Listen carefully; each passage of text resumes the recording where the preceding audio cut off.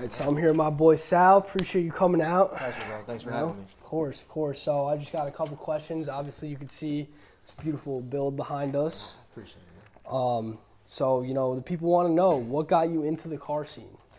So, bro, I'm not gonna lie to you. I can't say it was anything really in specific. It all started. This was my first car I had since I was 16.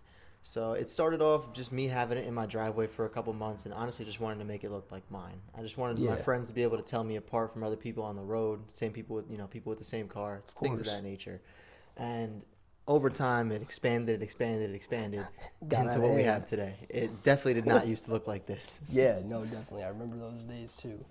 So I know, throughout this project, there was a lot of setbacks and a lot of challenges. So, Definitely. can you describe some of those setbacks and how you overcame them? Yeah, so believe it or not, you probably wouldn't judge it based on looking at the car, but this car was actually in 3 accidents within my ownership. Those 3 accidents were definitely 3 major setbacks, probably the biggest one being the last of the 3, because that was the first time that the insurance company actually totaled out the car.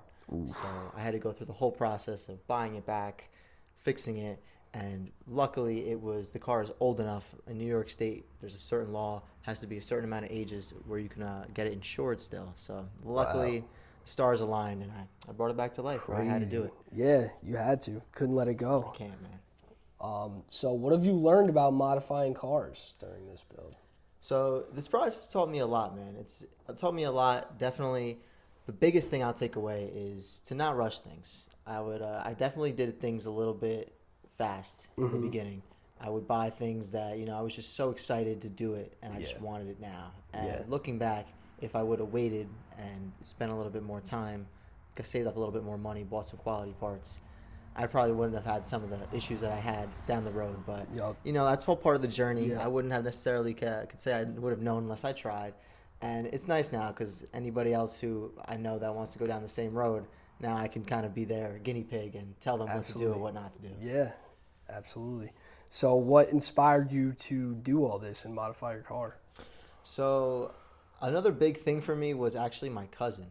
So you have a Hyundai Genesis, and believe it or not, so does my cousin, and he has been doing this for years, and he's a major perfectionist. And seeing his car come from practically nothing over the years, it was definitely inspiring. And when he came to Easter Sunday with such a cool ride, I was like, I want a cool ride too. Yeah, his car is crazy. Yeah, he's got some build, man. He takes serious pride in that thing. Yeah, dude, it's wild. So, this is a Honda. Honda's known to be reliable. Yes, sir. I don't know if you've made it unreliable, but how reliable has the car been? I won't lie to you, man. The car's been fantastic. I bought it back in, I think it's been 6 years, so 2019, I bought it with about 72,000 miles, and it's got almost 120,000 right now. And I actually, knock on wood, when we get some wood down here, haven't had any major issues or anything like that, man. I have the car tuned it myself, and I am by no means a tuner. I will tell you that's for sure. But, I made it happen, a couple YouTube videos, and it's been great to me so far, man. I really have no complaints. That's awesome. That's great to hear.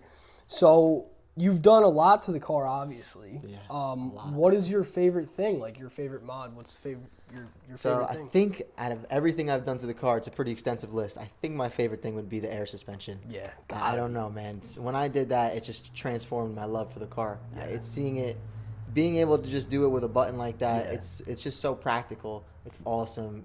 People love it. I love it. Absolutely. And I don't know, it's changed the entire look of the car for me, man. For those that just don't know, what is air suspension? So air suspension is basically, instead of having normal shocks like you would have on a regular car, I have airbags in there that I can control with a remote in my center console. So basically I have all 4 corners individually, and I can raise or lower the car as I please. So if I'm driving at my desired height and there's a certain bump that I need to go over and I'm not at the correct height to go over, I can raise it up a little bit and go over it with no problems. Sick. Which is pretty practical on these New York roads. They are not pleasant. Absolutely. Not pleasant. We were just talking about that. So I know you have a social media presence on TikTok. I do. So just explain that process. How many followers have you gained over time? So right now I'm sitting around 16,000 followers. It's definitely did not happen overnight. I've been making TikToks for probably the good end of 3 years now. I think the biggest thing with that for me was it was just another reason to have fun with the car, man. Yeah. I never did it with any intent on, making a ton of money or doing it for the wrong reasons. Solely just to, show people the thing that I built, the thing that I love, and ended up, working in my favor. Yeah. I mean, a lot of people want to see the process. They want to see the process. 16,000. 16,000. Hey. It's funny you say that because actually one of my most viewed videos on my profile is the entire journey of my car. Right, that's right. I mean, that's exactly what I wanted to highlight in this documentary is just the whole journey, the whole process. And I mean, there's a lot of other people, like obviously on TikTok, that wanted to see that same process. So it's pretty cool how that works. Is there anything that you wish you did differently with this car? Yes and no. I think that, do I wish that I skipped all the previous steps and just got it to this point from the jump? Absolutely. At the same time, though, I do think that everything that happened is part of the journey. And I think that if I just went from 0 to 100, I don't think I would have appreciated it all as much. I mean, I met so many people. I learned so many different things throughout the whole process. And honestly, man, I don't think I would trade it for the world, man. Yeah, I really don't. no doubt. It's something that I will definitely cherish for a long time. Absolutely. So, do you have any other cars? I do. I have a 1998 Lexus LS400 that I daily drive because, as you can see here, this thing is not too practical. Yeah. Not too practical to drive every day, especially with these New York winters, man. And So- it's April. It still feels like it's New York winter. So basically, you got that car, the Lexus, because this car was just too crazy to drive daily. Like, right? Basically, right? Bottom line, yeah. It's kind of what it boils down to. Wow. Interesting. Cool. That's cool stuff. And at what point did you realize you needed a daily driver? So it didn't always, again, like I said, it didn't always look like this. These wheels, them being all tilted like this is called camber. I didn't always have excessive camber on this car. And when I didn't have the car and it was just on air suspension, it was lowered, it was a very reliable, practical daily driver. And I had no issues with it. It was only recently when I decided I wanted to do this excessive camber that I realized maybe it'd be smarter if I got another car. And that's not to say I couldn't drive this thing every day, because every time I drive it, I guess knock on wood, it's been nothing but good to me. But it's gotten to the point I put so much money into it that if I can keep it nice, I'd rather preserve it. Absolutely. Makes total sense. What do you wish non-car people understood about us car enthusiasts? I wish people just understood that it's more than a car. And True.